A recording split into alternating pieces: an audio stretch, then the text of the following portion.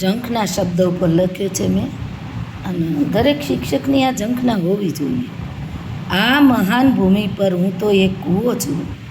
લાખો છોકરા છોકરીઓ સામે આતુરતાથી જોઉં છું કે તેઓ મારામાં રહેલ અખૂટ દિવ્યતાને ખેંચે અને જેમ કૂવામાંથી સિંચાયેલ પાણી ભરે છે તેમ ઈશ્વર કૃપાથી સર્વત્ર જ્ઞાન વરસાવે. મને આનંદ છે કે મેં જે બાળકો ભણાવ્યા છે એણે બધે મારી જેમ જ કામ કર્યું છે, અને એમાં કેટલી છોકરી તો મારા જેવી જ ટીચર બની છે. દરેડે જાઉં છું જ્યારે બી તજજ્ઞ તરીકે, તો ત્યાં દરેડ કુમાર શાળામાં મારી વિદ્યાર્થીની છે. ઇનોવેશનમાં એના બાળકોને લઈને જોવા આવીને તરત બધ ભરી ગઈ, પગે લાગી. એના બાળકોને કીધું કે મારા ટીચર છે. સાંજે જઈને જમાઈને વાત કરી કે મારા ટીચર આવ્યા છે, જમાઈ લેવા આવ્યા. એ જમાઈ કે આજે હું રાંધીને ખવડાવું. મેં કીધું ના, હું મોટી છું, બાળકોનું મારે ખાવું નથી, હું તમને બધાનું હોટલમાં લઈ જઈશ. એક દિવસ ત્યાં રહ્યા, આખી રાત અમે જાગ્યા, આનંદ કર્યો. તો આપણે કરેલું ક્યારે નકામું જતું નથી. એ ગીતાનું છે, પાછું ગીતા સાર છે કે કરેલું ફોગટ જતું નથી, નિરાશ થઈશ નહીં. ઘણાય માણસો નિરાશ થઈ જાય.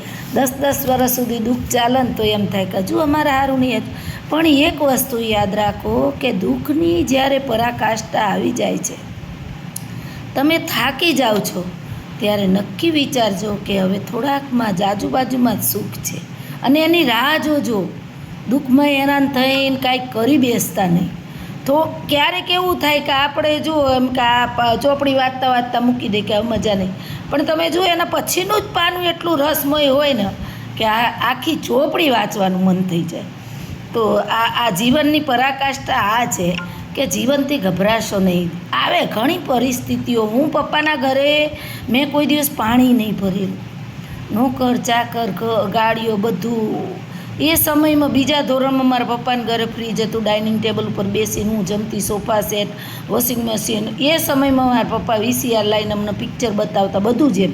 એ જોઈને મારા સસરાએ ના પાડી દીધેલું કે આ છોકરી મહિને 500 વાપરે છે ને હું મહિને 500 કમાઉં છું. તો મેં બાએ ધરી લીધી હતી કે હું તમારી પાસે કશું જ નહીં માગું, જેવામ રાખશો એવામ રહીશ.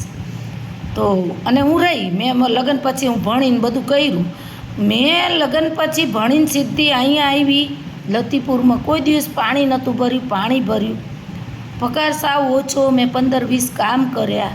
આ રહ્યા અત્યારે એટલું સરસ છે. પણ જો લોકોની દ્રષ્ટિ કેવી છે, અત્યારે સારા પગાર થયા, સારી રીતે જીવીએ એટલે બધાને એ દેખાય. આગળનો સંઘર્ષ આપણે શું કરીએ કોઈ જોતું નથી.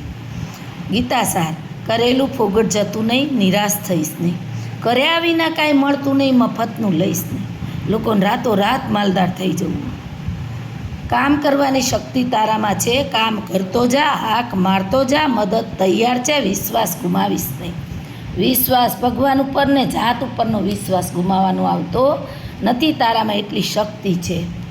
હુ ઇઝ ગોડ, GOD એનો મેં અર્થ લખેલો છે, આમાં ફોટો મૂકીશ. GENERATION, સર્જન એટલે બ્રહ્મા. O ઓર્ગેનેશન એટલે પાલન એટલે વિષ્ણુ, અને D ડિસ્ટ્રક્ટિવ સંહાર એટલે મહેશ. બ્રહ્મા વિષ્ણુ મહેશ. પછી જીવનનું ગણિત છે બહુ સરસ. સરવાળો કરો તો ભાઈ સ્નેહનો કરો, બાદબાકી કરો તો ભાઈ ભૂલની કરો, ગુણાકાર કરો તો ભાઈ સહકારનો કરો, અને ભાંગાકાર કરો તો વેરભાવનો કરો. પછી એક મારી જોડે બહુ સરસ એક આખું પાનું આમ બહુ સરસ છે. જો હું જો કે ફોટો લઈને મૂકીશ, એનો વાંધો નહીં.